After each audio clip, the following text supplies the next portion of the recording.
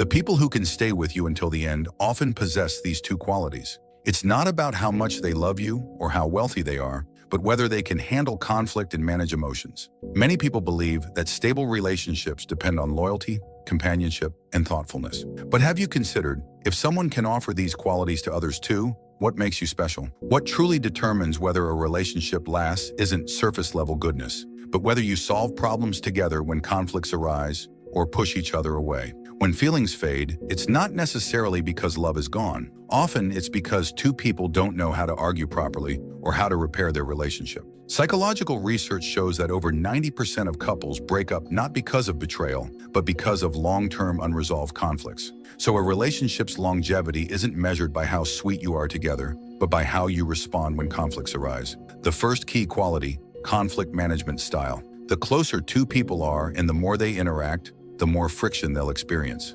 Like two tightly meshed gears, things run smoothly at first, but friction becomes inevitable over time. Relationships don't suffer from adjustment periods. They suffer when you don't know how to adjust at all. The key isn't whether you argue, but how you argue. The first style is scorekeeping arguments. Once an argument starts, old and new grievances pile up. Emotions layer upon emotions, with neither person yielding, both wanting to win. You say one thing, they respond with three, fighting to win the argument while losing the relationship. The second style is avoidant arguments. You're eager to communicate, but they're cold as ice. The more you reach out, the more silent they become. You think they no longer care, but they've actually grown distant. And when you, after being suppressed for too long, blurt out something hurtful, you push each other further apart. Do these two styles sound familiar? Neither has winners, only exhaustion. Mature couples often adopt a third approach, constructive communication. They don't immediately blame each other, but first calm down and think, if she suddenly breaks down emotionally,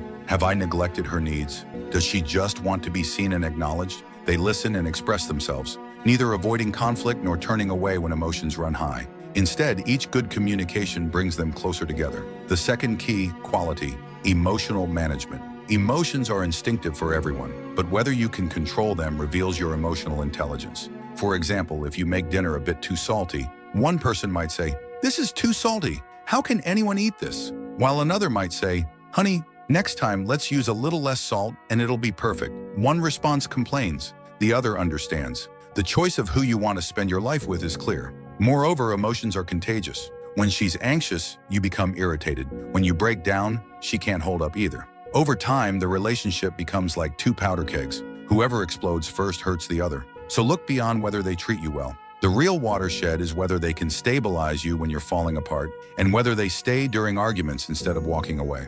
A person with these two abilities can weather storms with you, despite your differences. Without them, even the deepest love will be worn away by repeated disappointments. Because the truth about relationships is, it's not about how much you love them, but whether you're still willing to move toward each other in the midst of conflict. Adding value to your life in unimaginable ways. Follow me and you will find out.